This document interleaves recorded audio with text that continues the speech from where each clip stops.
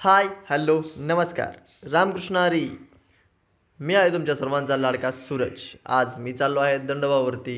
आता माझ्याबरोबर हा आहे माझा दोस्त.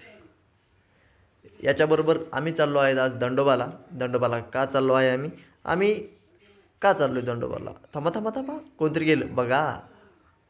हा हा, मी लय हुशार आहे, तसं नसतो दाखवत. त्यांना मक्याचं कणीस खाताना पाहून माझी मक्याचं कणीस खायची इच्छा झाली, पण मित्र म्हटला नाही, आपण जायचं आहे दंडोबावर, येताना बघू. मग मला राग आला, मी गाडी धन धन धन धन धन धन धन धन धन पळवून आलो आपल्या निसर्ग पर्यटन स्थळ दंडोबा. मग काय, गेटमधून आत शिरलो.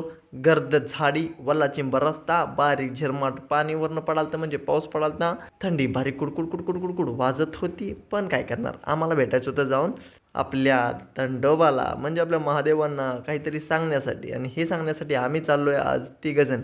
आता मी आहे, माझा दोस्त आहे, अजून कोणीतरी आहे, ते पण तुम्हाला दिसेल लवकरच वरती गेल्या गेल्या. या झाडीचा आनंद घेत, एकदम गार वारा, ढग सगळं थकलेलं, ढगातनं गाडी चालवत चालवत मजा आली एकदम. आणि मग काय, पुढं बघतोय तर काय, माझा दोस्तच गेला. मग दोस्त गेला, मला लईच राग आला. मग दोस्ताला बघून माझी गाडी ट्रू अशी करून पिळली मी पण, आणि डायरेक्ट आलो कुठं, दंडोबावर. आता तुम्ही बघितलाच असेल दंडोबा. हे वर आल्या आल्या ह्या 2-3 मित्रांनी आम्हाला ओळखले. ह्याने म्हटले रील स्टार आहे का नाही? नाही नाही हो म्हणलं, हा म्हणला. मग ह्याने बघितलं आणि हे गेले. मग ह्या आहेत आमच्या शुभांगी मॅडम, आमचा तिसरा व्यक्ती. गणपतीच्या बाप्पाच्या पाया पडलो आणि डायरेक्ट खाली शिरलो, ते म्हणजे आपल्या देवाकडे. खाली आल्यानंतर अशा थोड्याशा पायऱ्या उतरून आल्या आल्या पहिलाच देव लागतो, तो म्हणजे आहे कालभैरेश्वर. आता कालभैरेश्वरांचं दर्शन घेतलं आणि थोडंसं पुढं चालू होतं, तोपर्यंत हा कसला तरी लेक आहे. आता हा काय आहे काय आहे ह्याच्याबद्दल मला एवढी माहिती नाही. हे आहे आपले काळभैरेश्वर. आमच्या मॅडम गेल्यामधनं मग मी तुम्हाला आता हे बघा बा, दर्शन करा दर्शन करा, पाय पडा. झालं का पाय पडून? मग पुढं आलो. पुढं आल्यानंतर बघा, हे दुकाटणं आहे जे कंटिन्यू चालू असतंय.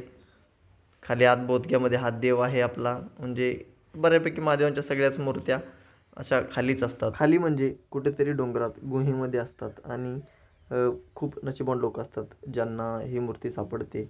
खरंच खूप नशिबवान असेल जो व्यक्ती ज्यांनी आपली ह्या दंडोबा देवस्थानाची शोध झाला आणि तिथूनच या शिवलिंगाची पूजा चालू झाली. म्हणूनच आम्ही आज या ठिकाणी स्क्रिप्ट पूजा आलो. आता पुढचं ज्ञान घेऊया. कुठलं तर भास्क्यात काय, आणि ती निघलेलं कुठं माहितीये का? काशीला निघलेलं. इथनं निघलेलं मांजर मांजर गेलेलं काशीला निघलेलं. म्हणून ती मांजर मारायची प्रथा आहे म्हणून काही? ते नाही मारायची नाही. नाही नाही, मांजर मारलेलं ते पाप धुयाला कशाला असे जाते? जायला लागते हा, असं ते म्हणते. विषय देव.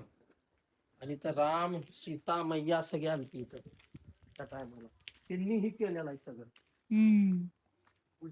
आणि माझ्या दोस्ताकडून ज्ञान घेऊन झाल्यानंतर आम्ही निघालो गुहेकडे, पण गुहा बंद होती. चला ये बाबा.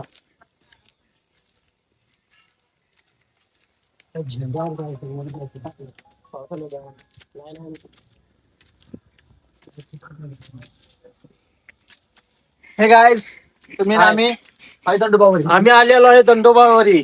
चला या सगळे तुम्ही पण. या जन्नत की शेअर करा आहोत. आ जाओ. ह्याच्यासाठीच आहे लावली. आता का आलं मला एवढी ढकलून द्या लागली तुम्ही.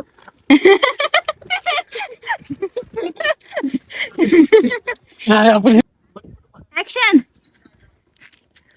अण्णा, तुला माहितीये का ही चाळी का लावली? आईला आता कळालं मला. या असं उभा करणार आणि पोरी देणार ढकलून. म्हणून चाळी लावली. असं वे विषय. इकडे पुरी गेल्यात, चला. चला मग. अंडा काय आलं नाही. उघडलं होतं, कसलं भारी फोटो काढलो असतो माहितीये का व्हिडिओ. आणि त्यानंतर आम्ही हा असा निसर्गाचा आनंद घेत थोडासा दंडोबा फिरायचं म्हणलो. आणि पावसाचं वातावरण झाल्यामुळं लगेचच घरला जायचा विचार केला होता, पण आधीच आम्ही थोडंसं भिजलोय.